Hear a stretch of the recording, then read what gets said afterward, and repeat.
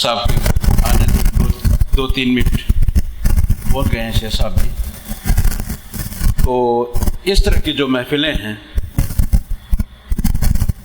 یہ اجر اور ثواب کا باعث ہے. شاید آپ نے سن رکھا ہے ان القلوب لتصدع، جس طرح لوہے کو زنگ لگ جاتا ہے تو دلوں کو بھی زنگ لگتا ہے، اور اس زنگ کو اتارنے کے لیے یہ دین کی نصیحتیں، دین کی محفلیں، مجلسیں، ان سے وہ زنگ اتر جاتا ہے. اور آپ کو غسیل الملائکہ جناب حنظلہ رضی اللہ عنہ کا وہ واقعہ بھی یاد ہے. دن دیہڑے گھر سے بے چین ہو کر نکل پڑتے ہیں اور راستے میں اتفاق سے ابوبکر صدیق رضی اللہ عنہ سے ان ملاقات ہوتی ہے. تو خبر خیریت پوچھنے پر فرماتے ہیں نافق حنظلہ، حنظلہ منافق ہو گیا ہے، حنظلہ میں نفاق صلاحیت کر گیا ہے. ابوبکر رضی اللہ عنہ نے پوچھا کیسے، کس طرح، کیا کیفیت ہے، کیا بات ہے؟ ماجرہ سنایا. تو اس کی باتیں سن کر جناب ابوبکر صدیق رضی اللہ عنہ بھی فرمانے لگے کہ پھر تو یہ میری بھی یہی کیفیت ہے، تو پھر مجھ میں بھی نفاق صلاحیت کر گیا ہے. تو دونوں چل پڑے ہیں رسول اکرم صلی اللہ علیہ وسلم کے دربار میں.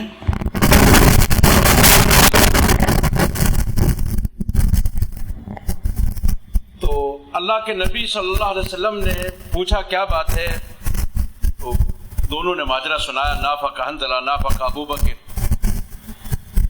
بتاؤ کیا بات ہے، کس طرح؟ کہتے ہیں کہ جب آپ کے دربار میں ہوتے ہیں بات نصیحت سن کر دل نرم سا ہوتا ہے، نیکی کا شوق، جنت کی طرف رغبت بڑھ جاتا ہے. جب بیوی بچوں میں جاتے ہیں، کام کاج میں پڑ جاتے ہیں تو وہ کیفیت نہیں رہتی. تو 2 حالتیں یہ نفاق ہے. تو نبی کریم صلی اللہ علیہ وسلم نے ان سے پوچھا کہ پھر دوبارہ جب وعظ نصیحت جب سنتے ہیں تو پھر وہی کیفیت ہوتی کہ نہیں؟ ہاں.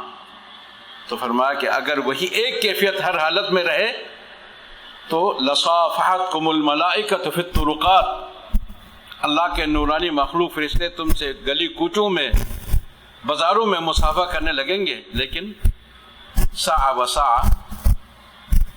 تو اللہ رب العزت سے دعا ہے کہ وہ ہماری اس حاضری کو سنانا قبول فرمائے. مولانا منظور صاحب کی طبیعت ناساز ہے، انہوں نے شیخ صاحب کو اپنے قائم مقام بھیجا ہے. تو ابھی مولانا صاحب، مولانا عبدالرؤف یزدانی حفظہ اللہ تعالی، یہ اپنے خیالات کا اظہار فرمائیں گے. تو جو بھائی باہر ہیں ان سے گزارش ہے کہ وہ اندر تشریف لائیں. اللہ رب العزت سبھی بیماروں کو ہر بیماری سے شفا کاملہ عاجلہ نافعہ تامہ عطا فرمائے. شیخ صاحب کو حق بیان کرنے اور ہمیں اس سے مستفید ہونے کی توفیق دے. اللہ سب کی حاضری قبول فرمائے، منظور فرمائے. اب میں دعوت سخن دوں گا مکتب دعوہ توعیت الجالیات کاکیہ مکہ مکرمہ کی دعوت پر، اور شریکہ دبئی بن لادن کے تعاون سے آج ہمارے اس محفل کے خطیب ہیں، مہمان ہیں جناب فضیلت الشیخ عبدالرؤف یزدانی حفظہ اللہ تعالی. میں آپ سے گزارش کروں گا کہ آپ اپنے خیالات کا اظہار فرمائیں. 1.25 گھنٹے کا بیان ہوگا. سبھی ساتھی دل جمی سے تشریف رکھیں. السلام علیکم ورحمۃ اللہ وبرکاتہ. ان الحمد للہ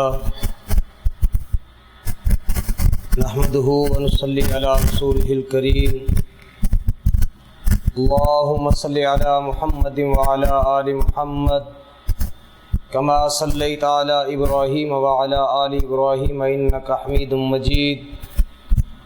اللہم بارک علی محمد وعلی آل محمد کما بارکت علی ابراہیم وعلی آل ابراہیم انک حمید مجید. اما بعد، اعوذ باللہ السمیع العلیم من الشیطان الرجیم. بسم اللہ الرحمن الرحیم انما المؤمنون الذين اذا ذكر الله وجلت قلوبهم واذا تليت عليهم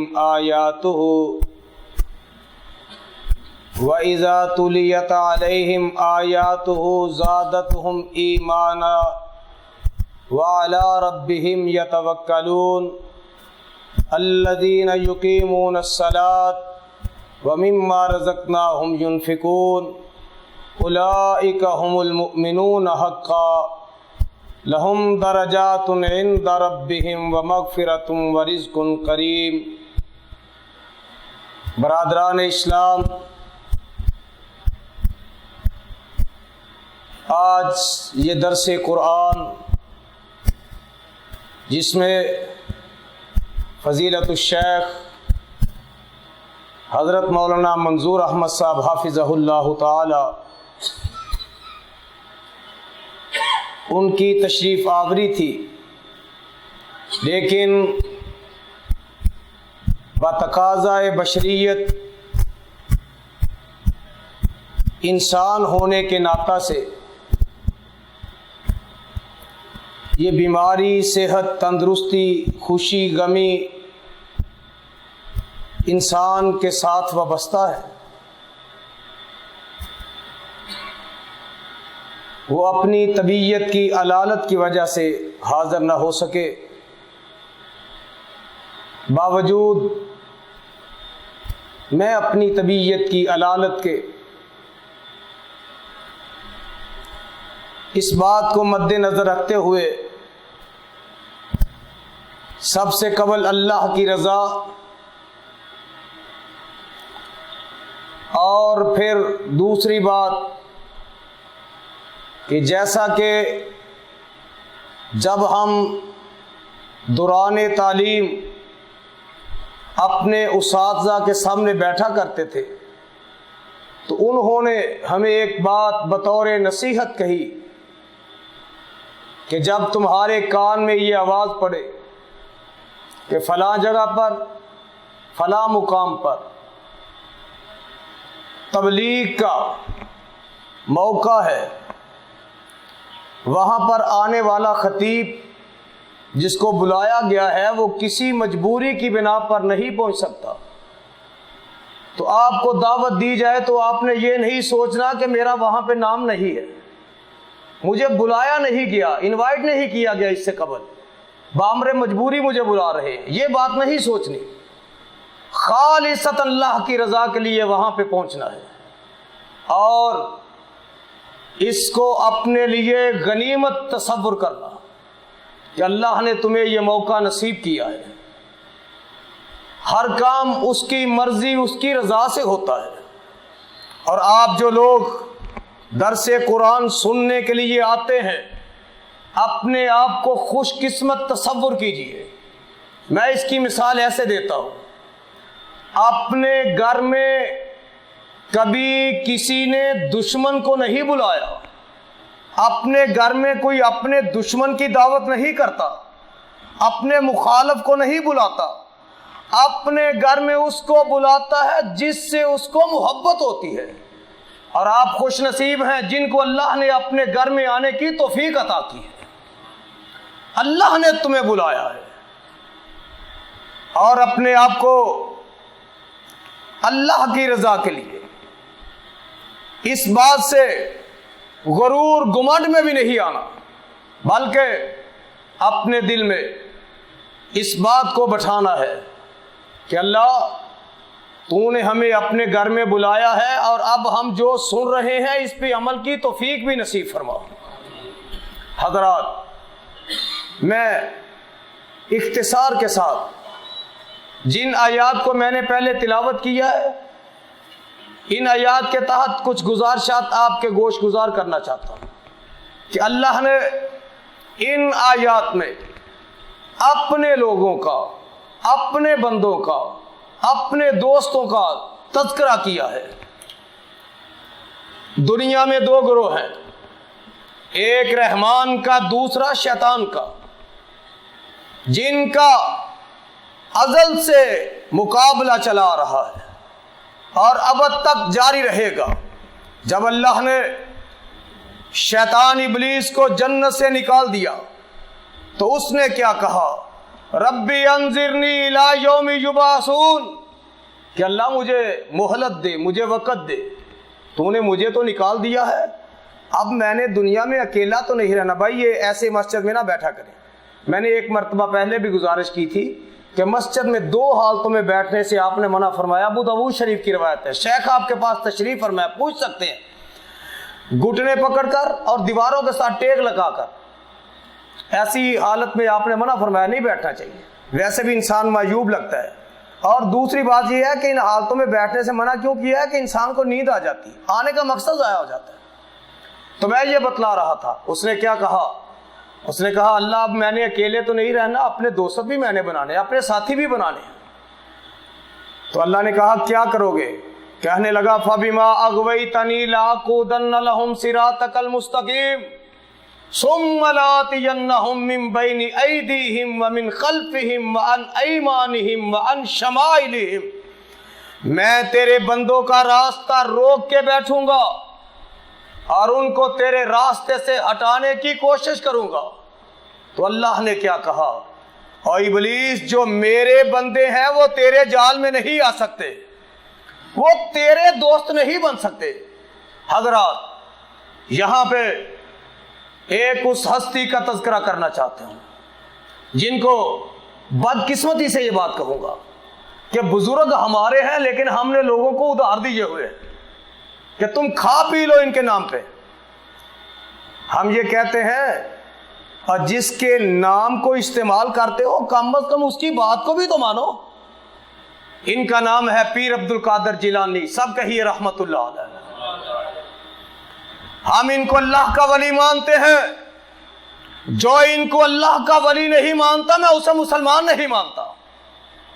اور دوسری بات میں جو ببانگ دوہل کہنا چاہتا ہوں، لوگ یہ کہتے ہیں کہ ہم نہیں مانتے ولی، اور میں یہ کہتا ہوں جو ان کو ولی نہیں مانتا ہم اسے مسلمان بولیے نہیں مانتے۔ اور اس کے ساتھ ایک بات کا اضافہ کرنا چاہتا ہوں، شیخ جو ان کی بات کو نہیں مانتا میں اسے بھی مسلمان نہیں مانتا۔ انہوں نے کیا کہا؟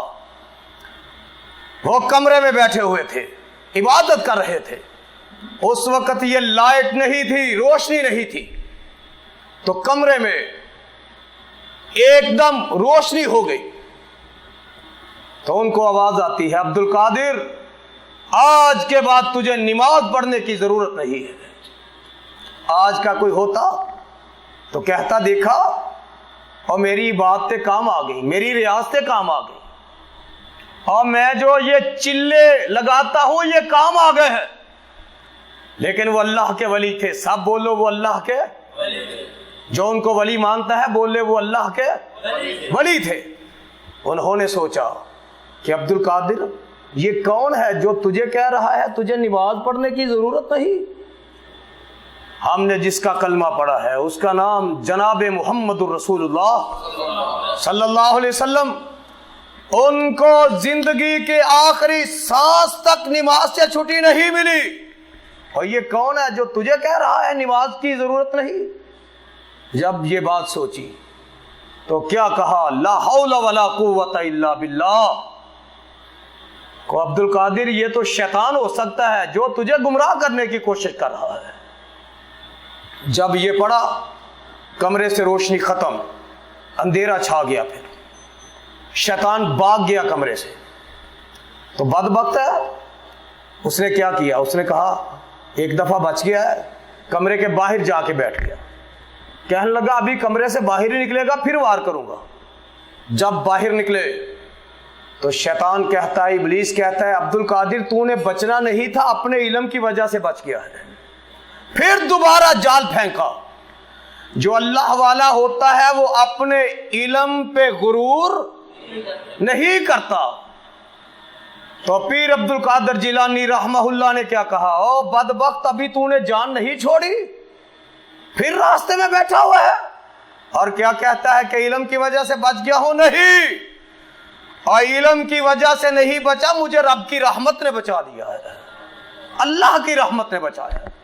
حضرات تو غور کیجئے، میں یہ بتلانا چاہتا ہوں، ایک گروہ ہے شیطان کا، ایک گروہ ہے رحمان کا، ایک بندے ہیں شیطان کے، ایک بندے ہیں رحمان کے۔ اللہ اپنے بندوں کی نشانیاں بیان کر رہے ہیں۔ کیا نشانیاں ہیں؟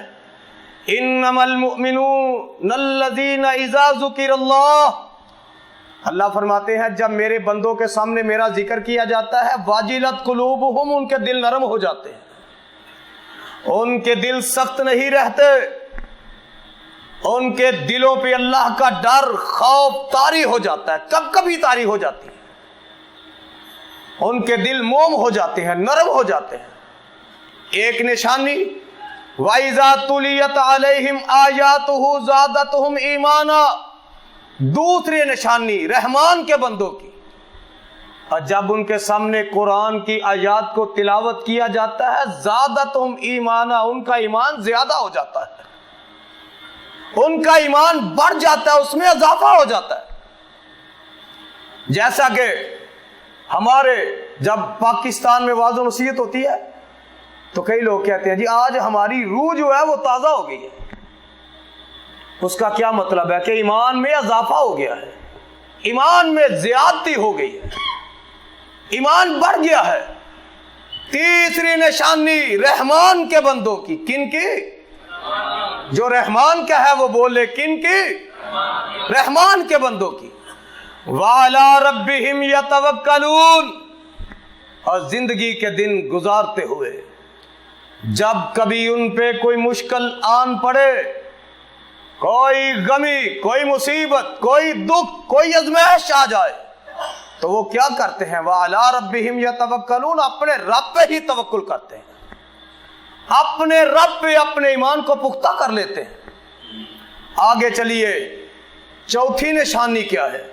الذین یقیمون الصلاۃ، وہ نماز بھی قائم کرتے ہیں، پڑھتے ہیں۔ وَمِمَّا رَزَقْنَاهُمْ يُنْفِقُونَ، اور اس کے راستے میں اس کے دیے ہوئے مال سے خرچ بھی کرتے ہیں۔ اس سے آگے والی آیت جو میں نے شروع میں تلاوت کی، تیسری آیت، اولئک ھم المؤمنون حقا، اور یہی لوگ حق پہ ہیں، یہی سچے ہیں۔ لہم درجات عند ربہم، اللہ کے ہاں ان کے بہت درجے ہیں، اور ان کو اللہ نے کیا نوازا ہے؟ ومغفرۃ ورزق کریم، اور اللہ ان کو بخش دے گا اور ان کو رزق بھی عزت والا عطا کرے گا۔ حضرات آئیے، رحمان کے بندوں کی نشانی، وَعِبَادُ الرَّحْمَنِ الَّذِينَ يَمْشُونَ عَلَى الْأَرْضِ، یہ سپارہ نامہ سورت کا نام سورہ انفال، اب جو میں تلاوت کرنے لگا ہوں یہ سپارہ 18واں، سورت کا نام سورہ الفرقان ہے، آخری رکوع ہے۔ درس کے بعد آپ کو جب موقع ملے ترجمے والا مترجم قرآن پاک لے کر ان آیات کا ترجمہ پڑھے، تفسیر پڑھے۔ رب کہتے ہیں میرے بندوں کی ایک نشانی کیا ہے؟ وَعِبَادُ الرحمن، پھر بات آ گئی جو رحمان کے بندے ہیں، یمشون علی الارض ہونا، جب وہ زمین پہ چلتے ہیں تو عاجزی کے ساتھ چلتے ہیں۔ یہاں پر مفسرین نے ایک بات نقل کی ہے کہ اللہ نے لفظ استعمال کیا ہے ہونا، ہونا نہیں کہا کہ یعنی وہ بیماروں کی طرح چلتے ہیں، جیسے کوئی بوڑھا بندہ بہت زیادہ بوڑھا ہو، آہستہ آہستہ چلتا ہے۔ حدیث پاک میں موجود ہے، امیر المومنین حضرت عمر ابن خطاب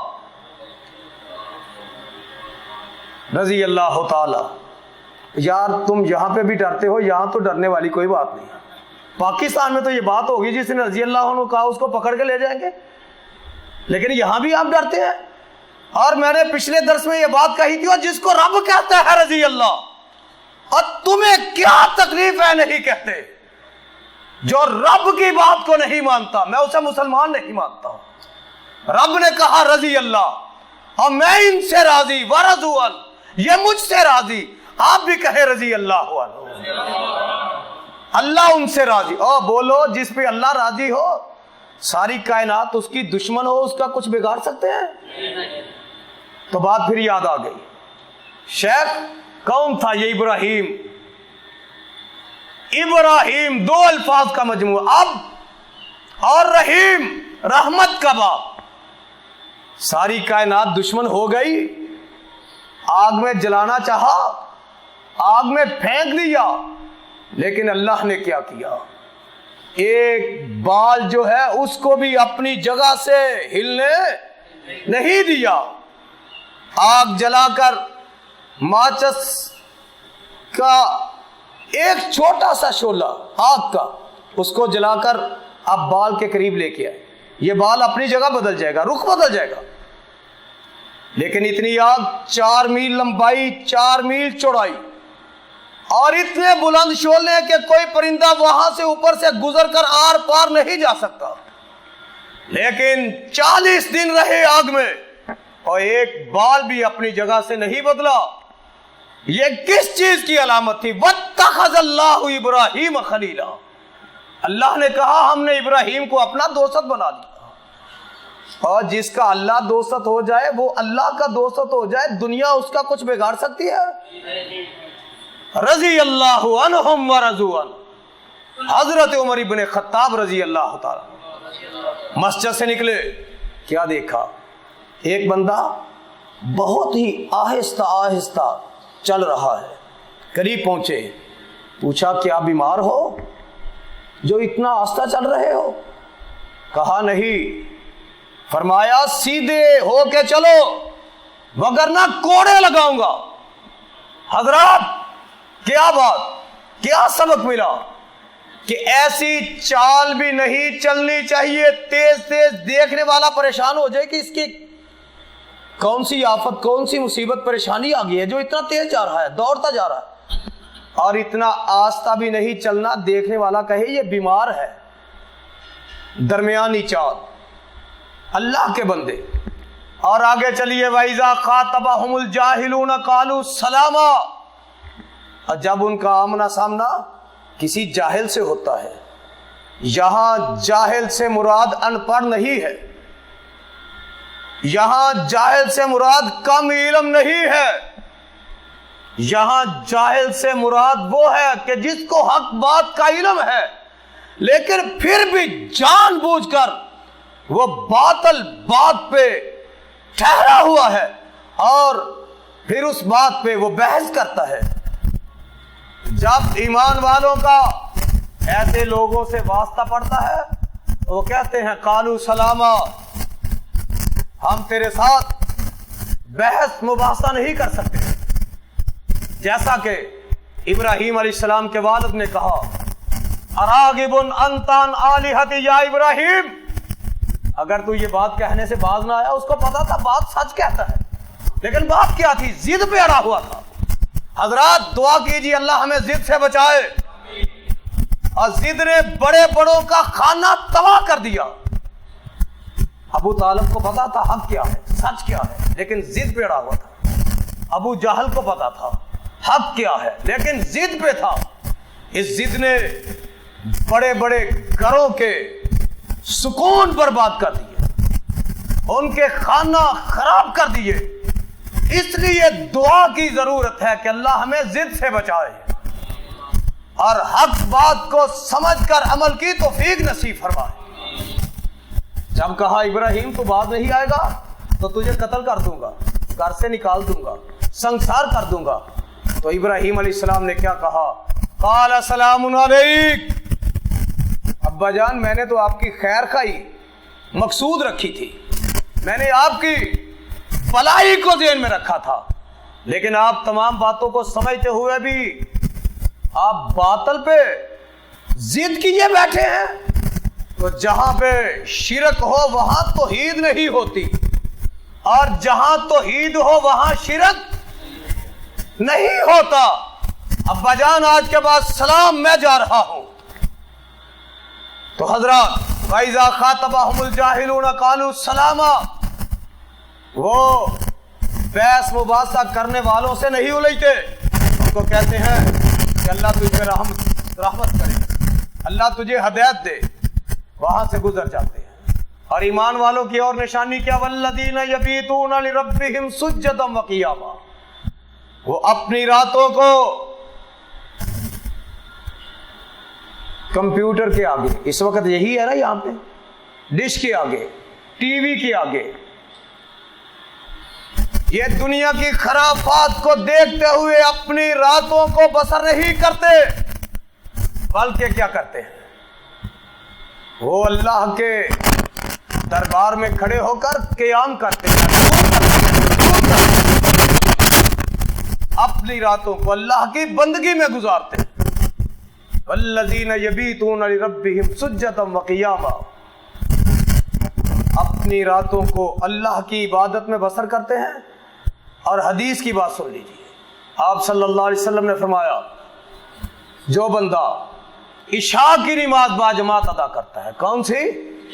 عشاء کی، اور اس کے بعد وہ اپنی چارپائی پہ لیٹتا ہے، دو صورتیں ہیں، دو صورتیں، ایک 21ویں پارے کی الف لام میم سجدہ صورت ہے، دوسری 29ویں پارے کی پہلی سورت سورہ ملک ہے، اور جو ان کی تلاوت کر کے سوتا ہے وہ ساری رات بستر پہ آرام کرتا ہے، صبح اذان ہوتی ہے اٹھتا ہے، فجر کی نماز ادا کرتا ہے۔ آپ نے فرمایا اس کا سونا بھی اللہ عبادت میں لکھ دیتے ہیں، وہ تو سویا ہوا ہے لیکن فرشتے اس کا سونا بھی اس کی عبادت میں لکھتے ہیں۔ آئیے ان دو صورتوں کی بات آئی تو میں دیتا ہوں، جب کوئی بندہ کسی قانون کی شکنی کرنے کی وجہ سے پکڑا جاتا ہے، گرفت میں آتا ہے، تو کیا ہوتا ہے؟ وہ کہتا ہے آئندہ نہیں کروں گا، آئندہ نہیں کروں گا۔ میں اس کی مثال ایسے دیا کرتا ہوں کہ جب اس کو پکڑنے کے لیے پولیس آتی ہے تو وہ کسی آدمی کے پاس، بڑے کے پاس بیٹھا ہوتا ہے، تو وہ گاؤں کا نمبردار، چودھری، ناظم، chairman, M P, M N جو ہمارے ملک میں ہوتے ہیں، وہ پولیس والوں کو کہتے ہیں کہ اس بندے کو ہم نے نہیں جانے دینا، اگر تم اس کو لے کے جاؤ گے تو ہماری بدنامی ہوگی۔ تو وہ چلے جاتے ہیں، تھوڑی دیر کے بعد پھر واپس پلٹتے ہیں، تو کہتے ہیں چودھری صاحب، ناظم صاحب، اس کو لے کے جانا ہماری مجبوری ہے، ہمیں اوپر سے آرڈر ہے، اوپر سے۔ تو وہ کیا کہتا ہے؟ اگر تم اس کو لے جانے پہ مجبور ہو تو یہ میری بھی مجبوری ہے، میں نے اس کو نہیں جانے دینا۔ تم اوپر کی بات کرتے ہو تو میں اوپر رابطہ کر لیتا ہوں۔ تو پھر وہ کیا کرتا ہے؟ اپنے وزیر اعلیٰ سے، وزیر اعظم سے، اپنی جماعت کے بڑوں سے رابطہ کرتا ہے اور ان کو کہتا ہے اگر یہ آدمی گیا تو میرے ووٹ بھی خراب ہوں گے، سپورٹر بھی خراب ہوں گے، اگر تم نے اس کو پکڑنا ہے تو مجھے اپنی جماعت سے نکال دو، میں تمہاری جماعت میں نہیں رہ سکتا۔ تو پھر وہ کیا کہتے ہیں؟ وہ کہتے ہیں جناب آپ کے جانے سے صرف آپ اکیلے نہیں جائیں گے، ہمارے ہزاروں کارکن ووٹر جائیں گے۔ تو اس کے کہنے پہ اس کو چھوڑ دیا جاتا ہے۔ حضرات، جب بندہ قبر میں جائے گا تو میرے اور آپ کے آقا و مرشد جناب محمد رسول اللہ صلی اللہ علیہ وسلم نے کیا کہا؟ آپ نے فرمایا جب بندہ قبر میں جائے گا، دنیا میں رہتے ہوئے اس سے جو غلطیاں گناہ ہوئے ان کی وجہ سے جب اس کو عذاب دیا جانے لگے گا تو یہ دونوں صورتیں اس کے دائیں بائیں دیواریں بن جائیں گی، کہیں گی ہم نے اس کو عذاب نہیں ہونے دینا۔ تو وہ جو منکر نکیر ہے وہ کہیں گے ہمیں اوپر سے آرڈر ہے، اوپر سے آرڈر ہے، ہم اس آرڈر کو مانتے ہوئے آئے ہیں۔ تو یہ صورتیں کیا کہیں گی؟ اگر تمہیں اوپر سے آرڈر ہے تو ہم اوپر رابطہ کرتے ہیں۔ تو یہ صورتیں کیا کہیں گی اللہ سے؟ اللہ تیرے پیغمبر نے کہا تھا اور تیرے کہنے پہ کہا تھا، نبی اپنی مرضی سے بات نہیں کرتا، وما ينطق عن الهوى، نبی جب بھی بولتا ہے رب کے آرڈر سے بولتا ہے۔ اللہ تیرے پیغمبر نے کہا تھا جو ہماری تلاوت کرے گا اس کو عذاب قبر نہیں ہوگا۔ اللہ اگر تو نے اس کو عذاب دینا ہے تو ہمیں قرآن سے نکال دے، ہمیں قرآن سے نکال دے۔ تو رب کیا کہیں گے؟ اور میں تمہیں قرآن سے نہیں نکال سکتا، تمہاری سفارش قبول کر کے اس کو گناہوں سے آزاد کر دیتا ہوں، اس پہ جو عذاب ہے اس کو ٹال دیتا ہوں، ختم کر دیتا ہوں۔ حضرات آپ بھی اس بات کا اپنے دل میں ارادہ کریں کہ جب بھی ہم نے سونا ہے، سونے سے قبل ہم ان سورتوں کی تلاوت کریں گے انشاءاللہ۔ اور میرے آقا نے کیا کہا؟ آقا علیہ السلام نے فرمایا جو بندہ سونے سے قبل آیت الکرسی کی تلاوت کرتا ہے اور سورہ بقرہ کی آخری دو آیات آمن الرسول بما انزل الیہ من ربہ والمؤمنون لا یکلف اللہ نفسا الا وسعها، ان دونوں آیتوں کی تلاوت کر کے سوتا ہے، وہ ساری رات اللہ کی حفاظت میں رہتا ہے۔ والذین یبیتون لربہم سجدا وقیاما والذین یقولون ربنا اصرف عنا عذاب جہنم، جو اللہ کے بندے ہیں وہ اللہ کے سامنے کیا دعا کرتے ہیں؟ اللہ ہمیں عذاب جہنم سے بچاؤ، اللہ ہمیں عذاب جہنم سے محفوظ رکھ۔ حضرات جہنم کی آگ کون سی ہے جو ایک منٹ کے لیے بھی نہیں ٹلے گی، اس نے چمٹ جانا ہے۔ کبھی آپ نے ان دانے بوننے والوں کو دیکھا ہے؟ جب یہ اس کڑائی میں دانے بون رہے ہوتے ہیں تو ان کے پاس ایک وہ چھاننے کے لیے ایک چھاننا ہوتا ہے جس کو کہتے ہیں، یہ اس میں ڈال کے ان دانوں کو ایک آدھے سیکنڈ کے لیے اس بٹی سے نکال لیتے ہیں، ہوا اس کو لگاتے ہیں۔ حضرات جو جہنم میں جائے گا اس کو اتنی بھی مہلت نہیں ملے گی، استغفر اللہ ثم استغفر اللہ، اس کو اتنا بھی عذاب اس سے نہیں ٹالا جائے گا۔ جو اللہ والے ہیں وہ اللہ سے ڈرتے ہوئے، اللہ کا خوف اپنے دل میں رکھتے ہوئے وہ عذاب جہنم سے بچنے کی دعا کرتے ہیں۔ آئیے بخاری کی ایک حدیث نوٹ کر لیجئے، اس کے راوی ہیں ابی ہریرہ رضی اللہ تعالی۔ آپ پھر نہیں بولے، بھول جاتے ہیں نا، بھولنے کی عادت ہے ہمیں، رضی اللہ تعالی۔ اور یہ بھولنا بندے کی نشانی ہے، نہ بھولنا رحمان کی نشانی ہے۔ حضرات آئیے بخاری کی روایت نوٹ کر لیجئے، جو بندے اللہ کا ذکر کرتے ہیں، بخاری کی آخری حدیث، جب بندے ذکر کر رہے ہوتے ہیں تو رب کے فرشتے بھی ان میں بیٹھے ہوتے ہیں۔ جب مجلس برخاست ہوتی ہے تو یہ بندے اٹھ کے اپنے گھروں کو جاتے ہیں تو فرشتے آسمان دنیا کی طرف جاتے ہیں تو خالق کائنات پوچھتے ہیں کہاں سے آئے ہو؟ کیا اللہ کو پتہ نہیں ہے؟ بولیے، اللہ کیوں پوچھتے ہیں؟ اللہ فرشتوں کو گواہ بناتے ہیں۔ اللہ کہتے ہیں کہاں سے آئے ہو؟ اللہ فلاں شرکے میں فلاں مسجد میں تیرے بندے بیٹھ کے تیرا ذکر کر رہے تھے۔ اللہ پوچھتے ہیں وہ کیا کہہ رہے تھے؟ جبکہ اللہ کو سب کچھ علم ہے، ہمارے دل میں جو آنے والی باتیں ہیں اللہ ان کو بھی جانتا ہے۔ تو فرشتے کہتے ہیں اللہ وہ تیرا ذکر کر رہے تھے۔ کیا کر رہے تھے؟ کس کا ذکر؟ پھر بولیے، والا ذکر اللہ اکبر، اللہ کا ذکر جو سب سے بڑا اللہ ہے۔ اللہ تیرا ذکر کر رہے تھے تو اللہ پوچھتے ہیں کیا انہوں نے مجھے دیکھا ہوا ہے؟ کسی نے اللہ کو دیکھا ہے؟ حضرات جو لوگ یہ کہتے ہیں کہ آقا علیہ السلام نے معراج کی رات اللہ کو دیکھا تھا، وہ بھی پیغمبر کی ذات پہ بہتان لگاتے ہیں۔ ام المومنین حضرت عائشہ صدیقہ رضی اللہ تعالی عنہا نے یہ کہا تھا، جو یہ کہتا ہے کہ آقا نے معراج کی رات اللہ کو دیکھا تھا وہ جھوٹ بولتا ہے، وہ کذاب ہے۔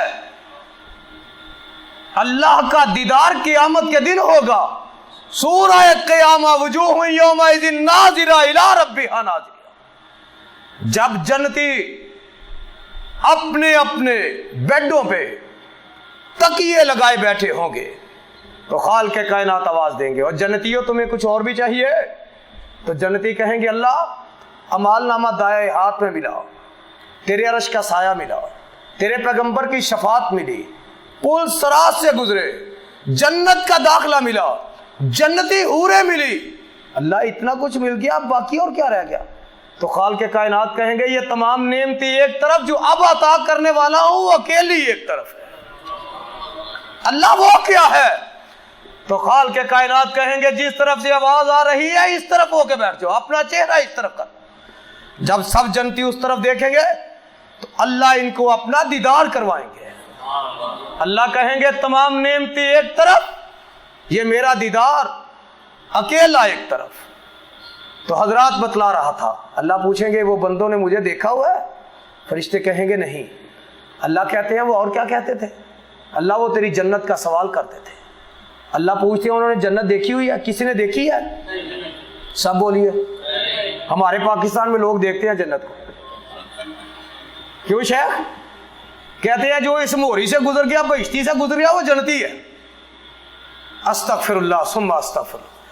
اب کچھ لوگوں نے پاکستان کا ایک شہر ہے چڑیوٹ، وہاں قادیانیوں نے جنت بنائی، اور ایک گروہ ہے جو ان کے ساتھ ہی ہے، اور جن کا نان کا ایک ہے، جن کی نانی ایک ہے۔ انہوں نے کہا تم نے وہاں بنائی ہے، ہم ادھر بناتے ہیں، تم ادھر جاؤ ہم ادھر جائیں گے۔ اور جو دنیا میں جنت کو دیکھتا ہے اس کو آخرت کی جنت نہیں ملے گی۔ اگر دنیا میں کسی جگہ کو جنت کہا تو کس کو کہا؟ ما بین بیتی و منبری روضۃ من ریاض الجنہ۔ لوگو ہماری دعوت کو سنو، ہمیں تانا دیتے ہو یہ رب کے علاوہ کسی کو مشکل کشا نہیں مانتے؟ اور نہیں مانتے، کہو پھر کہو نہیں مانتے، اور پیغمبر کے ہوتے ہوئے کسی کو رہنما نہیں مانتے۔ یہ ہماری دعوت ہے۔ اگر کسی کو بری لگتی ہے لگے، ہم نے حق بات کہنی ہے، اور حق بات کہنے سے کٹتی ہے تو کٹ جائے زباں میری، ہم حق بات کہیں گے ضرور انشاءاللہ۔ تختہ دار ہو یا زمین ہو، حق بات ضرور کہیں گے۔ اور دنیا میں اگر کوئی جگہ جنت ہے تو وہ کون سی ہے؟ ما بین بیتی و منبری روضۃ من ریاض الجنہ، کہ میرے ممبر اور میرے روضے کے درمیان جو جگہ ہے وہ جنت کی کیاریوں میں سے کیاری ہے۔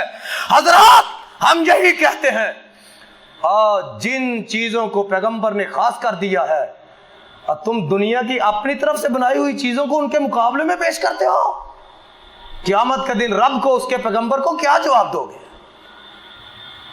تو فرشتے کہتے ہیں اللہ انہوں نے جنت نہیں دیکھی۔ اللہ کہتے ہیں اگر دیکھ لیتے، تو فرشتے کہتے ہیں اللہ زیادہ جنت کا سوال کرتے اور تجھ سے مانگتے۔ تو اللہ کہتے ہیں اور کیا کرتے تھے؟ اللہ جہنم سے بچنے کی دعا کرتے تھے، پناہ مانگتے تھے۔ تو اللہ کہتے ہیں انہوں نے جہنم دیکھی ہے؟ اللہ نہیں۔ اللہ فرماتے ہیں اگر دیکھ لیتے تو اللہ تجھ سے زیادہ استغفار کرتے، جہنم سے اور زیادہ بچنے کی دعا کرتے۔ تو اللہ کہتے ہیں فرشتوں وہ جہنم سے بچنے کی دعا اور جنت کے حصول کی دعا یہ کرتے تھے، تو فرشتوں گواہ ہو جاؤ میں نے ان تمام کو بخش دیا ہے، تمام کو بخش دیا ہے۔ تو ان فرشتوں میں سے ایک فرشتہ بول کے کہتا ہے اللہ ان بندوں میں ایک بندہ تیرے ذکر کے لیے نہیں آیا تھا، وہ تجھے یاد کرنے کے لیے نہیں آیا تھا، اس کو تو کسی بندے سے کام تھا، جس بندے سے اس کو کام تھا وہ اس مجلس میں بیٹھا ہوا تھا۔ اللہ وہ بھی اس لیے بیٹھ کے جب یہ مجلس برخاست ہوگی تو اس بندے سے میں مل لوں گا، جو میرا کام ہے اس سے کہوں گا۔ تو اللہ اس کے لیے کیا آرڈر ہے؟ اللہ فرماتے ہیں وہ مجلس اتنی برکت والی ہے میں نے اس کو بھی بخش دیا ہے۔ حضرات تو میں بتلا رہا تھا والذین یقولون ربنا اصرف عنا عذاب جہنم ان عذابها کان غراما انها ساءت مستقرا ومقاما۔ اور آگے آئیے والذین یقولون والذین اذا انفقوا لم یسرفوا ولم یقتروا وکان بین ذلک قواما۔ اور جو اللہ والے ہوتے ہیں وہ اللہ کے راستے میں خرچ بھی کرتے ہیں۔ میں اس کی مثال ایسے دیا کرتا ہوں، ایک باپ شام کے وقت گھر آتا ہے، اس کے ہاتھ میں ایک شاپر ہوتا ہے، بیگ ہوتا ہے، اس میں وہ اپنے بچوں کے لیے چیزیں لے کے آتا ہے۔ تو بچے جب اکٹھے ہوتے ہیں تو باپ ایک بیٹے کو، ایک بیٹی کو، ایک بیٹے کو ان کی من پسند چیزیں دیتا ہے. جب وہ کھانے لگتے ہیں تو باپ محبت سے کسی ایک بچے کو کہتا ہے کہ یہ چیز تم نے مجھے نہیں دینی، حالانکہ لے کے کون آیا؟ باپ خود لے کے آیا ہے. ان کو پکڑانے کے بعد کہتا ہے، محبت سے کہتا ہے کہ بیٹا خود ہی کھا جاؤ گے، مجھے نہیں دو گے؟ تو وہ بچہ وہی چیز جو باپ لے کے آیا ہے وہ لے کے باپ کو کہتا ہے پاپا آپ کھا لیں. تو باپ کہتا ہے بیٹا میں نے تو صرف تجھے دیکھنا تھا، تجھے مجھ سے کتنی محبت ہے. تو باپ کہتا ہے بیٹا یہ تم ہی کھاؤ، تم کھاؤ گے مجھے خوشی ہوگی. حضرات اللہ کہتا ہے یہ دیا ہوا میرا ہے. یہ جوانی کس کی دی ہوئی ہے؟ یہ 5-6 فٹ کا وجود کس نے دیا؟ یہ رزق کون دیتا ہے؟ مولویوں کو تنخواہ کون دیتا ہے؟ نہیں آپ کہیں ہم دیتے ہیں. اگر اللہ تمہیں نہیں دے گا تو تم کہاں سے دو گے؟ اور سب کو دینے والا کون ہے؟ ذرا بول کے کہیے اللہ راضی ہو جائے. دینے والا. اور پھر کیا ہوتا ہے؟ اللہ کہتے ہیں اور میں نے تجھے دیا. پھر اللہ کہتے ہیں اور اب میرے راستے میں خرچ کرو. اذا انفقوا لم یسرفوا ولم یقتروا. فضول خرچی نہیں کرنی. اور یہ بھی نہیں کرنا کہ جب کو اللہ کے راستے میں مانگے تو کہنا ہے پہلے تسلی کرواؤ، پہلے کوئی ثبوت پیش کرو. میں نے ایک کتاب میں پڑھا کہ ایک عورت علوی خاندان کی، کیا ہوا؟ اس کا خامد فوت ہو گیا. تو جن سے انہوں نے پیسے لینے تھے ان کا پتہ نہیں ہے، ان کا علم نہیں ہے. تو جنہوں نے ان سے لینے تھے انہوں نے آ کے دروازے پہ پہرے ڈال دیے، کہا ہمیں ہمارے پیسے چاہیے. تو اس عورت نے کیا کہا؟ مجھے عدت کے دن گزارنے دو، خامد فوت ہو چکا ہے. جو رجسٹر ہیں، کتابیں ہیں، ان کو دیکھیں گے، جن سے لینے ہیں ان سے لے کے آپ کو دے دیں گے. تو لینے والوں نے کہا نہیں، ہم نے وقت ہی نہیں دینا، ہمارے پاس فرصت نہیں ہے تمہیں وقت دینے کی. گھر کا گراؤ کر لیا، کہا لے کے جائیں گے. تو اس بی بی نے کیا کیا؟ 2 بچیاں ہیں ان کو لے کے وہاں سے نکلی. تو کہاں پہنچتی ہے؟ دمشق میں. وہاں پہ 2 بندے ہیں، ایک مسلمان کہلاتا ہے، دوسرا یہودی ہے. یہ چلتی ہوئی مسلمان جو تاجر سوداگر تھا اس کے دروازے پہ پہنچی، دستک دی. اس نے اپنے نوکر کو بھیجا، کہا پتہ کرو کون ہے. اس بی بی نے پردہ کیا ہوا ہے. اس نے پوچھا کون ہو؟ اس نے اپنا تعارف کروایا. تو وہ جو تاجر سوداگر ہے اس سے اس بی بی نے کہا مشکل وقت آن پڑا ہے. یہ کس کی طرف سے آتا ہے؟ اللہ کی طرف سے. تو جب کسی پہ آ جائے تو دوسرے کو یہ نہیں کہنا چاہیے کہ یہ اس کے اعمال کا نتیجہ ہے. نہ ہنسو اہل ساحل اہل تفاور. اور کبھی ایسا بھی ہوتا ہے کنارے ڈوب جاتے ہیں. تو اس نے کہا بی بی کیا کہتی ہو؟ اس نے کہا مشکل وقت آن پڑا ہے، میں یہ سوال کرتی ہوں کہ اتنی رقم بطور قرضہ دے دو، جب ہمارا وہ کارخانہ فیکٹری اس کو ہم بیچ دیں گے، فروخت کر دیں گے، تو جو تمہارا ہوگا وہ تمہیں مل جائے گا. تو میں فلاں خاندان سے ہوں. تو اس نے کیا کہا؟ اس نے کہا کوئی شناخت نامہ ہے تمہارے پاس؟ یہاں پہ کیا بولتے ہو اقامہ؟ اس نے کہا لاؤ کوئی شناخت نامہ لاؤ کہ تم واقعی اس خاندان سے ہو. تمہارے جیسی لاکھوں ہزاروں بیویاں آتی ہیں وہ یہی باتیں کرتی ہیں، جاؤ چلی جاؤ یہاں سے. تو یہ چلتی ہوئی اس یہودی تاجر کے دروازے پہ پہنچی، دستک دی. جب رب قسمت تبدیل کرے، دستک دی. نوکر باہر آیا، اس نے جا کے کہا کوئی بی بی ہے مسلمان محسوس ہوتی ہے. اس نے پردہ کیا ہوا، اور مسلمان عورت کی نشانی ہے، اس کی 4 نشانیاں: اذا صلت خمسہا وصامت شہرہا واحسنت فرجہا وآتات بالہا. نماز 5 وقت پڑھتی ہے، رمضان کے روزے رکھتی، اپنے وجود پردے کی حفاظت کرتی ہے اور اپنے خامد کی فرما برداری کرتی ہے. قیامت کا دن ہوگا नबी, वली, सिहाबा, औलिया सभी लोग अपनी अपनी जगहों पे खड़े होंगे। तो क्या होगा? नमाजी को बाबुल सलात से, हाजी को बाबुल हज से, ज़कात देने वालों को बाबुल ज़कात से, और रोजेदार को बाबुल रियान से, जिहाद करने वालों को बाबुल जिहाद से आवाज़ दी जाएगी कि तुम यहाँ से गुजरो, तुम यहाँ से गुजरो, तुम यहाँ से। जो ये औरत होगी जिसमें 4 खूबियां हैं, अल्लाह कहेंगे जन्नत के सारे दरवाजे तेरे लिए खोल दिए हैं, और जहां से तुम्हारा जी चाहता है दाखिल होकर जो हूरें हैं उनकी सरदार बन जाओ। हजरात, उसने क्या कहा? उसने कहा कि बीवी मुसलमान महसूस होती है। उस यहूदी ने अपनी बीवी को भेजा, जाओ पता करो मुसलमान बीवी है। मैं नहीं जाना चाहता। मैंने पहले कहा जब अल्लाह हदायत देने पे आए। तो क्या हुआ? इसने अपनी बीवी को भेजा, उसकी इस औरत के साथ गुफ्तगू हुई, तो इसने इसको तमाम हालात बतला दिए।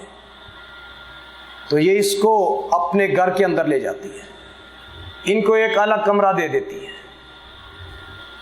अपने खामद से जाके तमाम बात बयान करती है। तो वो गुफ्तगू सुनने के बाद पता क्या कहता है? वल्लज़ीना यबीतूना लिरब्बिहिम सुज्जदन व क़ियामा, रहमान के बंदों की रातें बिस्तरों पे नहीं मुसल्लों पे गुजरती है, जाए नमाज पे गुजरती है। उसने कहा इस बीबी ने जो कहा है उसके लिए किसी जमानत नामे की जरूरत नहीं है, इनका रात का आखिरी वक्त खुद ही बतला देगा, इसने जो कहा है वो कितना सच है। तो क्या हुआ? रात का पिछला पहर हुआ, ये बीबी उठी, इसने वुजू किया, अपनी बेटियों को उठाया और कहा बेटा अब सोने का वक्त गुजर चुका है, हम पे आजमाइश की घड़ी है, हम पे मुश्किल वक्त है, आओ अल्लाह के सामने खड़े होकर उसको मनाए, उसकी बारगाह में अपने दुख को पेश करें। तो जब उस यहूदी ने और उसकी बीवी ने ये देखा तो देखने के बाद क्या कहने लगा? मेरा जी चाहता है मैं मुसलमान हो जाऊं, मैं मुसलमान बन जाऊं। तो उसकी बीवी ने क्या कहा? उसने कहा तुम अब इरादा कर रहे हो, मैं तो रात का ही इरादा कर चुकी है। उसने इनके तमाम मामलात को देखा और क्या हुआ? उधर वो जो नाम का मुसलमान था, नाम का था, वो भी सो गया और ये यहूदी भी सो गया। तो उसको ख्वाब में आका मिलते हैं, आका जन्नत में चल रहे हैं, एक महल है, आका उसमें चहलकदमी कर रहे हैं। तो ये जो नाम का मुसलमान था कहता है आका ये महल किसका है? आका फरमाते हैं मुसलमान का। किसका? मुसलमान का। ये कहता है आका मैं भी मुसलमान हूं। तो आका फरमाते हैं कोई शनाख्तनामा है तुम्हारे पास और कोई सबूत है तुम्हारे पास? लाओ वो सबूत पेश करो कि तुम मुसलमान हो। ये बेदार होता है और भागता है उस यहूदी की तरफ। उधर वो जो कहता है मैंने भी मुसलमान होना है, आका उसको भी ख्वाब में मिलते हैं। ये पूछते हैं आका ये महल किसका है? आका फरमाते हैं मुसलमान का।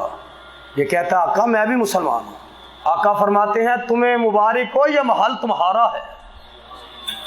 तो ये जो नाम का मुसलमान था ये पहुंचता है उसके दरवाजे पे, दस्तक देता है, उसको कहता है रात की 2 बच्चियां एक औरत तुम्हारे पास ठहरी हुई हैं, उनको हमारे हवाले कर दो, हमारी गैरत गवारा नहीं करती। तो ये आगे से बोल के कहता है गैरत की बात नहीं है, पैगंबर ने महल नहीं दिया, आप पैगंबर को अपना शनाख्तनामा पेश नहीं कर सके तो अब कहते हो औरतों को वापस कर दो। और तुम क्या कहते हो? मैं यहूदी हूं? नहीं, मैं भी रात का मुसलमान हो चुका हूं। जो अल्लाह वाले हैं जब उनसे कहा जाता है कि अल्लाह के रास्ते में खर्च करो तो वो बखीली नहीं करते और ना वो शैतान के भाई बनकर फजूल खर्ची करते। वल्लज़ीना ला यदऊना मअल्लाहि इलाहन आखर, और अल्लाह वालों की एक निशानी है जब उन पे कोई मुसीबत का वक्त आ जाए तो वो अल्लाह का दर छोड़ के किसी गैर को आवाज मारते, किसी गैर के दर पे नहीं जाते। वला यक़्तुलून अन-नफ्स अल्लती हर्रमल्लाहु इल्ला बिल हक़, और वो नजायज कत्ल भी नहीं करते। یعنی کیا مطلب؟ جان کے بدلے جان. جس نے ایک جان کو ناجائز قتل کیا اس نے ساری دنیا کا قتل کیا، اور جس نے ایک جان بچائی اس نے گویا سارے جہان کو بچایا. حرم اللہ الا بالحق، قتل کے بدلے میں قتل کیسے؟ حق کے ساتھ، عدالت کرے، حکومت کرے. ایک دوسرے کو حق نہیں، اس سے خانہ جنگی ہوگی. اور جو رحمان کے بندے ہیں ولا یزنون، وہ گناہ بھی زنا بھی نہیں کرتے. حضرات پیغمبر علیہ السلام کا ایک صحابی، بات تو لمبی ہے لیکن اختصار کے ساتھ ایک صحابی کا تذکرہ کرتا ہوں. ان کا نام ہے حضرت طفیل رضی اللہ تعالی. کہیے رضی اللہ تعالی. یہودیوں نے گرفتار کر لیا، پکڑ کے لے گئے. اپنی جو ان کی شورا تھی جو پارلیمنٹ میں، اس میں پیش کیا. کہا دولت دیتے ہیں، زمین دیتے ہیں، خوبصورت عورت کا رشتہ دیتے ہیں، اسلام کو چھوڑ دو. کہا تمہاری ان چیزوں کی طرف تھوکتا بھی نہیں، میں اسلام نہیں چھوڑ سکتا. ایک یہودی نے پکڑا، کہنے لگا اس کو میرے حوالے کرو، کل کا سورج بعد میں طلوع ہوگا، یہ یہودی پہلے ہوگا.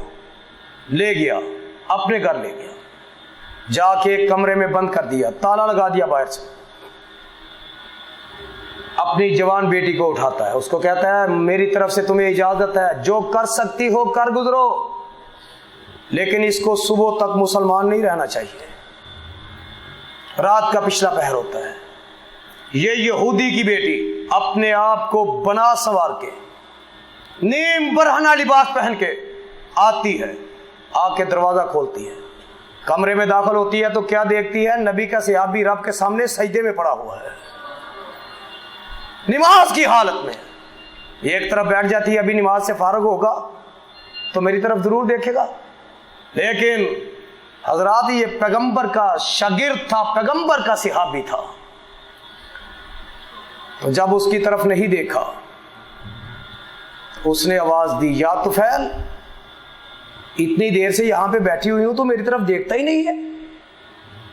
تو حضرت طفیل کہتے ہیں تیری طرف دیکھوں کہ دیکھنے والے کی طرف دیکھوں؟ بتا، تیری طرف دیکھوں یا رب کی طرف دیکھوں؟ اس نے کہا اور رات کی تاریکی ہے، کوئی آنکھ نہیں دیکھتی. تو حضرت طفیل نے کہا میرے رب کی آنکھ بند ہی نہیں ہوتی، وہ ہر وقت دیکھتی ہے. اس عورت نے بڑے ہیلے وسیلے کیے، لیکن حضرت طفیل اس کی طرف اپنی نظر کو، اپنی سوچ کو نہیں لے جاتے. جب یہ عورت اپنے مقصد میں ناکام ہو گئی تو کیا کہتی ہے؟ کہتی ہے طفیل میں تجھے رب کا واسطہ دے کے ایک بات کہتی ہوں، تو نے پہلی نہیں مانی تو اب دوسری مان لے. تو حضرت طفیل کہتے ہیں اب یہ دوسری کیا کہے گی؟ پتہ نہیں اس سے بڑی ہو کوئی، جو اس نے بات کہنی ہے اس بات سے بڑی ہو. تو کہتے ہیں بی بی کیا کہتی ہے؟ تو یہ کہتی ہے میں تجھے رب کا واسطہ دے کے کہتی ہوں جس پیغمبر نے تجھے ایسا بنایا ہے مجھے بھی اس کے پاس لے چلو. حضرت طفیل کہتے ہیں سفر لمبا ہے، کیسے لے کے جاؤں گا؟ تو یہ کہتی ہے میرے باپ کی وراثت میں میرا بھی تو حصہ ہے، میں 2 اونٹ لے کے آتی ہوں، ایک پہ تم بیٹھ جاؤ، ایک پہ میں بیٹھ جاتی ہوں، مجھے مدینے لے چلو. جب یہ مدینہ پہنچتے ہیں تو یہی حضرت طفیل رضی اللہ تعالیٰ، ان کی والدہ جو ان کا راستہ تکتے تکتے دیکھتے دیکھتے ان کی بینائی تقریباً ختم ہو چکی ہے. کسی نے کہا اماں تجھے مبارک ہو، تیرا بیٹا طفیل آ گیا ہے. تو ماں نے کیا کہا؟ کہا کس حالت میں آیا ہے؟ کہا ساتھ ایک عورت بھی ہے. تو ماں کہتی ہے جاؤ میرے بیٹے کو کہو وہیں پہ رک جائے، اگر وہ مسلمان ہے تو میں اس کی ماں ہوں، اگر وہ مسلمان نہیں رہا تو میں اس کی ماں نہیں رہی. تو جب حضرت طفیل کو یہ پیغام ملا، کہا میری ماں سے کہو، والدہ سے کہو کہ میں خود بھی مسلمان ہوں، ایک عورت کو بھی مسلمان بنا کے لا رہا ہوں. صحابہ نے کہا طفیل تمہاری حقیقی بہن تو نہیں ہے، رضائی بہن تو نہیں ہے، اسلامی بہن ہے، اس سے نکاح بھی ہو سکتا ہے. لیکن حضرت طفیل نے کیا کہا؟ او یارو اس کو وہاں سے بہن بنا کے لایا ہوں، گھر سے بھی اس کو جب فارغ کروں گا اس کو بہن بنا کے کروں گا۔ حضرات آئیے اس سے آگے والی آیت، الا من تاب وآمن وعمل عملا صالحا فاولئک یبدل اللہ سیئاتہم حسنات۔ جب کوئی بندہ سچے دل سے توبہ کرتا ہے، سچے دل سے، تو اللہ کیا کہتے ہیں؟ ہم اس کی غلطیوں کو نیکیوں میں بدل دیتے ہیں۔ میں تفسیر میں پڑھ رہا تھا، قیامت کا دن ہوگا، اللہ ایک بندے کو اپنی بغل میں لے کے فرشتوں سے کہیں گے اس کا اعمال نامہ لے کے آؤ۔ اللہ اس کے اوپر چادر ڈال کے کہیں گے یہ تمہارا اعمال نامہ ہے، دیکھو یہ گناہ تم نے کیا تھا، تو بندہ کہے گا ہاں اللہ یہ مجھ سے ہو گیا تھا۔ اللہ کہیں گے یہ بھی کیا تھا، یہ کہے گا اللہ ہاں یہ بھی مجھ سے ہو گیا تھا۔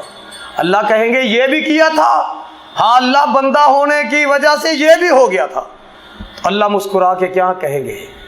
آج میری رحمت بڑی وسیع ہے، اور جاؤ میں نے ان غلطیوں گناہوں کو نیکیوں میں بدل دیا ہے۔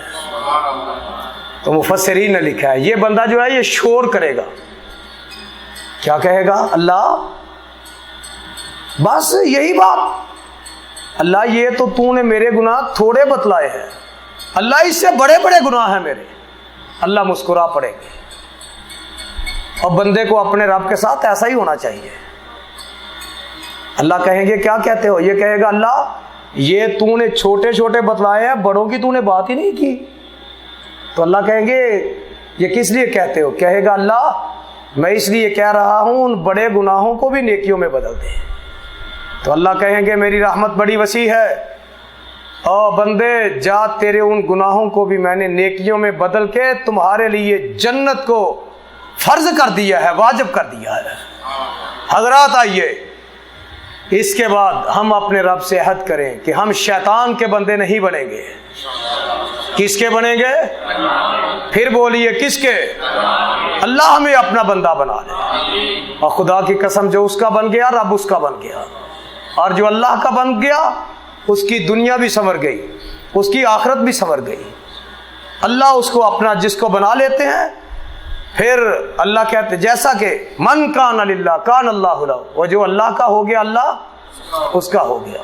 اللہ سے دعا ہے کہ اللہ ہم تمام کو جتنے بھی کلمہ گو مسلمان ہیں اللہ تمام کو اپنا بندہ بنا لے، اللہ ہمیں اپنا بندہ بنا لے، اللہ تو ہم پہ راضی ہو جا، اللہ ہمارے گھر والوں پہ، ہماری اولادوں پہ، ہمارے آباء و اجداد پہ، اللہ تمام پہ راضی ہو جا۔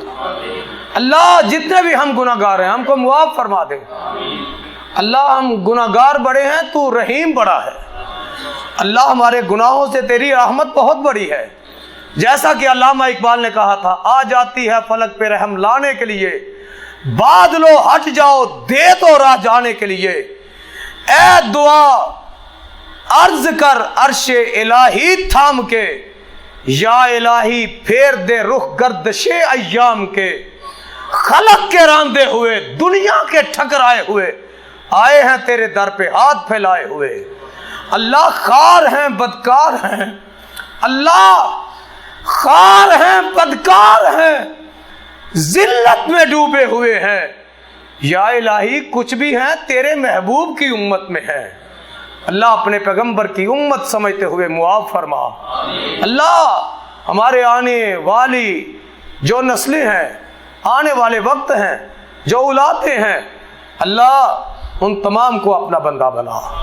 سبحانک اللہم و بحمدک اشہد ان لا الہ الا انت استغفرک و اتوب الیک۔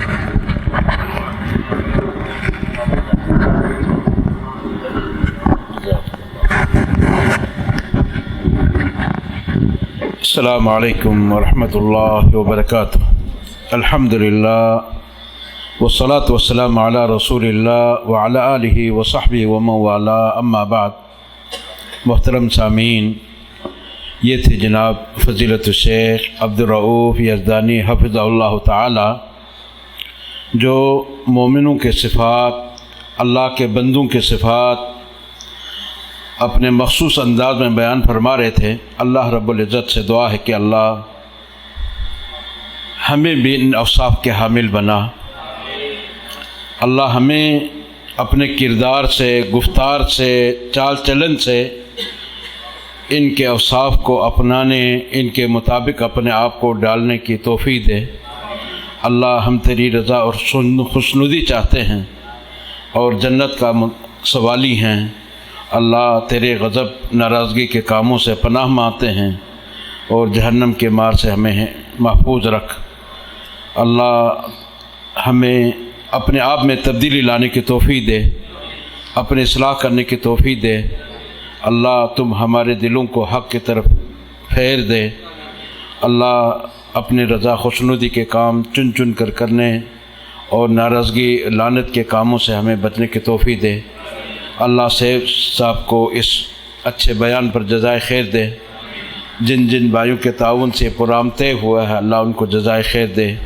اللہ سب کی یہ حاضری سننا سنانا قبول منظور فرمائے۔ اللہ دنیا بھر کے مسلمان جو پریشان حال ہیں ان کی پریشانی دور فرما۔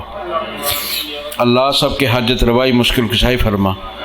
اللہ ہمیں اپنے سوا کسی اور کا محتاج نہ بنا۔ اللہ تو ہی ہمارا مشکل کشا ہے، حاجت روا ہے، تو ہماری مشکل کشائی حاجت روائی فرما۔ اللہ اپنے سوا کسی اور کا ہمیں محتاج نہ بنا۔ اللہ جب تک زندگی ہے اسلام پر، ایمان پر ہمیں قائم اور دائم رکھ، اور جب موت آئے تو ہمیں کلمہ توحید کی توفیق نصیب فرما۔ رسول اکرم صلی اللہ علیہ وسلم کے مبارک ہاتھوں سے حوض کوثر کا پانی نصیب فرما۔ آپ کی سفارش ہمارے حق میں قبول منظور فرما۔